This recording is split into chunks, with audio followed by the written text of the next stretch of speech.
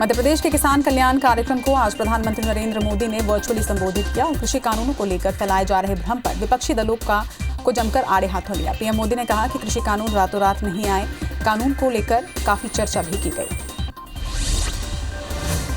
प्रधानमंत्री ने भरोसा दिलाया कि एमएसपी ना तो बंद होगी और ना ही खत्म होगी। उन्होंने ये भी कहा कि किसानों को उन लोगों से जवाब मांगना चाहिए जो पहले अपने घोषणा पत्र में सुधारों की बात लिखते थे लेकिन वादों को कभी पूरा नहीं किया। पीएम मोदी ने विपक्ष पर तंज कसते हुए कहा कि स्वामीनाथन रिपोर्ट लागू न करने वाले आज कृषि कानून पर झूठे आंसू बहा रहे हैं। रायसेन में आयोजित कार्यक्रम में पीएम मोदी वर्चुअल तरीके से जुड़े। उन्होंने कहा कि कुछ लोग किसानों के कंधे पर रखकर बंदूक चला रहे हैं, वो कृषि सुधारों पर झूठ का जाल फैला रहे हैं, किसानों को जमीन जाने का डर दिखाकर अपनी राजनीति चमका रहे हैं। पीएम मोदी ने फार्मिंग एग्रीमेंट को भी किसानों के हित में ही बताया। रायसेन में हुए किसान सम्मेलन में सीएम शिवराज ने किसानों को राहत राशि का वितरण किया। 35 लाख किसानों को 16,000 करोड़ रुपए की राहत राशि का वितरण किया गया। इसके साथ ही खेती से जुड़े कार्यों का लोकार्पण और शिलान्यास भी किया गया और 2000 पशुपालक और मछली पालक किसानों को केसीसी वितरण भी किया गया। रायसेन में हुए किसान सम्मेलन में सीएम शिवराज भी जमकर विपक्ष पर बरसे और केंद्र के कृषि कानून को किसानों के हित में बताया।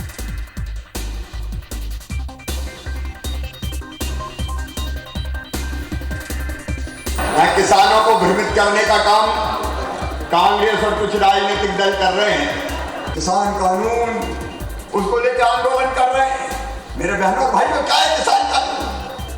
किसान कानून नंबर 1, पहले हम केवल अपनी फसल बेच सकते थे मंडियों में। मोदी जी ने तय कर दिया कि किसान की मर्जी, वो चाहे तो मंडी में बेचे और वो चाहे तो मंडी के बाहर बेचे। मंडी बंद नहीं होगी। डीआरडीओ के एक कार्यक्रम में रक्षा मंत्री राजनाथ सिंह ने कहा कि जब वैश्विक परिस्थितियां बदल रही हैं, रक्षा के समीकरण बदल रहे हैं और उनके नए नए आयाम हमारे सामने आ रहे हैं, मैं समझता हूं कि हमें और ऊंची उड़ान भरने की आवश्यकता है। उन्होंने कहा कि हमारे देश में राष्ट्रीयता की भावना से साहित्य लिखे जाने की पुरानी परंपरा रही है। कार्यक्रम में रक्षा मंत्री राजनाथ सिंह ने कहा कि मिलिट्री लिटरेचर को आमजन से जोड़ने के पीछे खुद मेरी गहरी रुचि रही है। मेरी बड़ी इच्छा है कि हमारे आने वाली पीढ़ियां हमारे देश के इतिहास को, खासकर सीमाई इतिहास को जाने और समझें और इसलिए रक्षा मंत्री का पद ग्रहण करने के साथ ही मैंने बाकायदा एक कमेटी गठित की।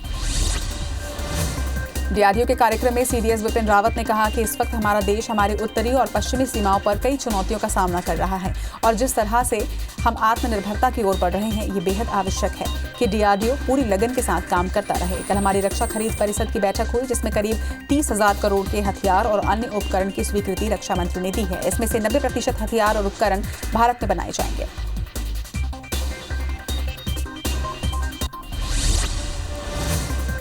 संयुक्त राष्ट्र ने मानव विकास सूचकांक रिपोर्ट 2020 जारी कर दी है। इसमें भारत 2 पायदान फिसलकर 131वें स्थान पर पहुंच गया है। संयुक्त राष्ट्र ने एचडीआई इंडेक्स 189 देशों के लिए जारी किया जिसमें भारत को 131वां स्थान मिला। पिछले साल भारत का स्थान 129वां था।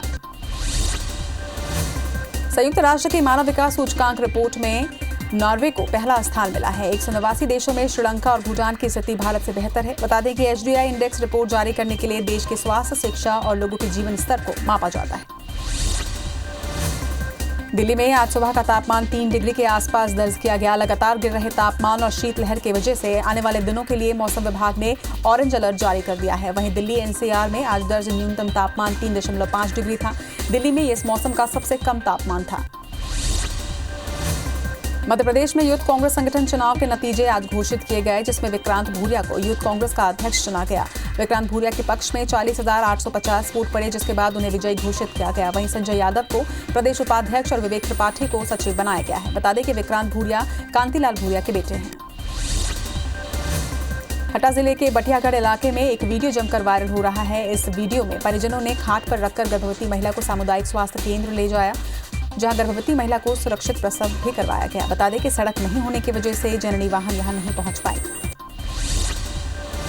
बिलासपुर हाई कोर्ट में 21 से 31 दिसंबर तक शीतकालीन अवकाश रहेगा। बता दें कि आज से ही कोर्ट में कामकाज बंद है। आज गुरु घासीदास जयंती और शनिवार रविवार को अवकाश रहेगा। इस अवकाश की अवधि में रजिस्ट्रार जनरल कार्यालय में याचिकाएं दायर की जा सकेंगी। यह आदेश न्यायिक रजिस्ट्रार ने जारी किया है। रायगढ़ में करंट की चपेट में आने से 2 मजदूरों की मौत हो गई। दोनों मजदूर मकान निर्माण का काम कर रहे थे और तभी वृंदावन भगवानपुर कॉलोनी के हाई टेंशन तार की चपेट में आ गए। हादसे में दोनों की मौके पर ही मौत हो गई। वहीं दोनों मजदूर सारंगढ़ के अंडोला गांव के रहने वाले थे। जांजगीर चांपा जिले के भैंसदा गांव में किसी अज्ञात ने सूर्यकांत साहू नाम के युवक की धारदार हथियार से हत्या कर दी। घटना की सूचना मिलने पर नवागढ़ पुलिस मौके पर पहुंची और मामला दर्ज कर आरोपी की तलाश में जुट गई है।